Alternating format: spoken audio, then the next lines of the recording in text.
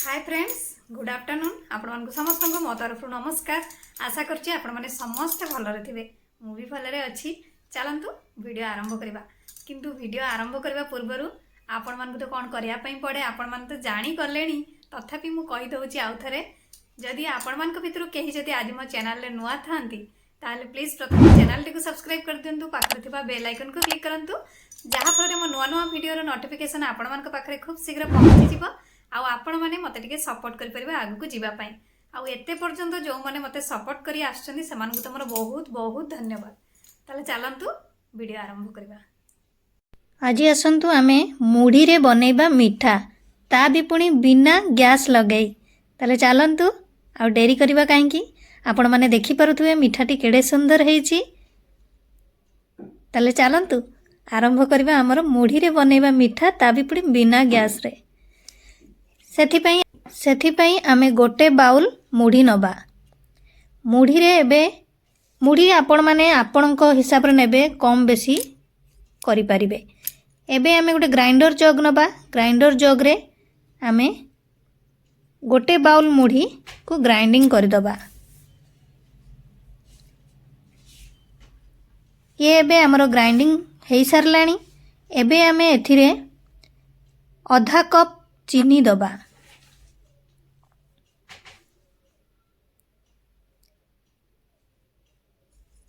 आधा कप चीनी परे आमे एथिरे एबे नड़िया पाउडर दबा। आपण माने आराम से मार्केट रू पाई जिबे। से भी आमे आधा कप दबा। जदि आपण माने गोटे कप मुढ़ी नौचंती तले सेही कप हिसाब रे नेबे। ये एबे हमरो आधा कप अमूल। गोटे कप जदि मुढ़ी नेले आउ सबु परिमाण आपण माने आधा कप रखिबे से हिसाब रे नेबे। एबे आमे 4 रु 5टी अलैच नबा। एबे आमे एको फाइन पाउडर बनै नबा। एबे हमर पाउडर बनी गलानी। एबे आमे एथिरे फ्रेश क्षीर सर किछि ऐड करबा। आपण माने फ्रेश नहीं पारंती नचेत आपण माने गोटे 2 दिन रे जो रखिथिबे क्षीर जो मलाई ताकू भी आपण माने ऐड करि पारिबे। ये आपण माने 2 चामच भली नेबे। नहीं एको हाथ साहाय्य रे एबे भलो भाबरे मिक्स करिवे। देखि पारुथुबे हमर एबे मिक्स हेई गलानी। एबे आमे एथिरे आउ किछि क्षीर सर दबा देई एको पुणी आउ थरे मिक्स करिबा। ये जते बेले हमर हाथ को टाइट लागबो सेते बेले जानिबे या आपनकर हेई गलानी। मुठा कले जेमती मुठा हेई जाउथुबो। एबे आपण माने अल्प अल्प क्षीर देबे।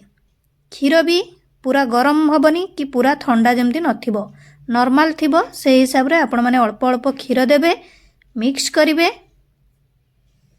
एका थर के क्षीर देबे नाही अल्प अल्प क्षीर देई एको मिक्स करूथुबे। जेते बेले आपण माने देखि पारुथुबे एई टाइप रो आपणकर हेई जिवो सेते बेले जानिबे आपणकर ये हेई गलानी। एबे आपण माने एथिरे जे कोनोसी ड्राई फ्रूट्स देई परिबे आपणक हिसाब रे आपणक चॉइस हिसाब रे। एथिरे एबे टूटी फुटी रो 2 चामच आमे एथिरे दबा देई एको पुणी आउ थरे भलो भाबरे मिक्स कर दबा। एबे आमे गोटे टिफिन बॉक्स नबा। सेथिरे एबे आमे बटर पेपर लगेई दबा। ता ऊपरे एबे आमे किछि ऑयल को ग्रीस कर दबा। एबे आमे जो बनै की रखिछु ताकू एबे एथिरे देई दबा। देई आमे बॉक्स रो चारियाडे एको स्प्रेड कर दबा हाथ साहाय्य रे भलो भाबरे। तापरे एको आमे सेट होबा पई 10 मिनिट पर्यंत फ्रीज रे एको रखी दबा।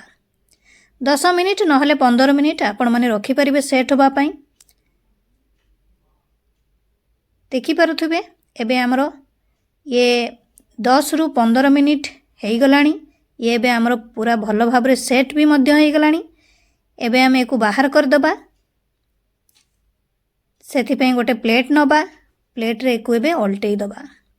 आराम से आपणकर मिठाटी बाहरी जिवो कोनोसी किछि असुविधा हबनी। आपण माने देखि पारुथुबे हमरो मिठाटी केडे सुंदर भाबरे बाहरी जाईछि। ଦେଖନ୍ତୁ ପୁରା ଜଣା ପଡ଼ୁନାହିଁ ଯେ ଆପଣଙ୍କର ଏ ମୁଢ଼ିରେ ବନା ହେଇଛି ବୋଲି ମିଠା, ତା ବି ପୁଣି ଗ୍ୟାସ୍ ନ ଲଗେଇ। ଦେଖିପାରୁଥିବେ କେଡ଼େ ସୁନ୍ଦର ମିଠା ମାର୍କେଟ ଭଳି ପୁରା ଆମର ରେଡ଼ି ହେଇଯାଇଛି। ଏବେ ଆପଣମାନେ ଏଥିରେ ଆପଣଙ୍କ ଚଏସ୍ ହିସାବରେ ଡ୍ରାଏ ଫ୍ରୁଟ୍ସ ଦେଇ ସଜେଇ ପାରିବେ। ସଜେଇ ନେଇ ସାରିଲା ପରେ ଆପଣମାନେ ଛୋଟ ବଡ଼ ଆପଣଙ୍କ ଚଏସ୍ ହିସାବରେ ଏକୁ କାଟିଦେବେ। ଆପଣମାନେ ଏକୁ ଫ୍ରିଜ୍ରେ 1 ସପ୍ତାହ ରଖି ଖାଇପାରିବେ। କୌଣସି କିଛି ଅସୁବିଧା କି ଖରାପ ହେବାର ନାହିଁ। ଯଦି ଆପଣମାନଙ୍କ ଘରକୁ ଗେଷ୍ଟ ଆସିଗଲେ ସଙ୍ଗେ ସଙ୍ଗେ ହଠାତ୍ ଯେଉଁଟାକି ଆପଣମାନେ ଜାଣିନାହାନ୍ତି ମିଠା ଘରେ କିଛି ନାହିଁ, ତ ଆପଣମାନେ ସଙ୍ଗେ ସଙ୍ଗେ ଏହି ମିଠାଟିକୁ ବନେଇ ପାରିବେ। ଆଶା କରୁଛି ଆପଣମାନଙ୍କୁ ଏହି ମିଠାର ରେସିପିଟି ଭଲ ଲାଗିଥିବ, ଯେଉଁଟାକି ମୁଢ଼ିରେ ତିଆରି ମିଠା, ତା ବି ପୁଣି ଗ୍ୟାସ୍ ନ ଲଗେଇ। ଯଦି ଭଲ ଲାଗିଥାଏ ଭିଡ଼ିଓଟି ତାହେଲେ ନିହାତି ଲାଇକ୍, କମେଣ୍ଟ, ସେୟାର, ସବସ୍କ୍ରାଇବ୍ କରିଦେବେ। ମୋତେ ତାହେଲେ ବିଦାୟ ଦିଅନ୍ତୁ, ପୁଣି ଦେଖା ହେବ ନେକ୍ସଟ ଭିଡ଼ିଓରେ। କିନ୍ତୁ ଆପଣମାନେ ଏହି ମୁଢ଼ିରେ ତିଆରି ମିଠା ବନେଇବା ପାଇଁ ଭୁଲିବେନି। ଦେଖିପାରୁଥିବେ କେଡ଼େ ସୁନ୍ଦର ସେ ଆମର ମିଠାଟି ହେଇଛି, ତା ଭିତରଟି ବି ଦେଖନ୍ତୁ କେଡ଼େ ସୁନ୍ଦର ହେଇଛି। ଆପଣମାନେ ନିହାତି ଘରେ ବନାନ୍ତୁ, ସମସ୍ତଙ୍କୁ ଖୁଆନ୍ତୁ, ତା ସହିତ ଆପଣ ବି ମୁଢ଼ିରେ ତିଆରି ମିଠାର ମଜା ନିଅନ୍ତୁ। ମୋତେ ତାହେଲେ ବିଦାୟ ଦିଅନ୍ତୁ, ପୁଣି ଦେଖା ହେବ ନେକ୍ସଟ ଭିଡ଼ିଓରେ। ନମସ୍କାର।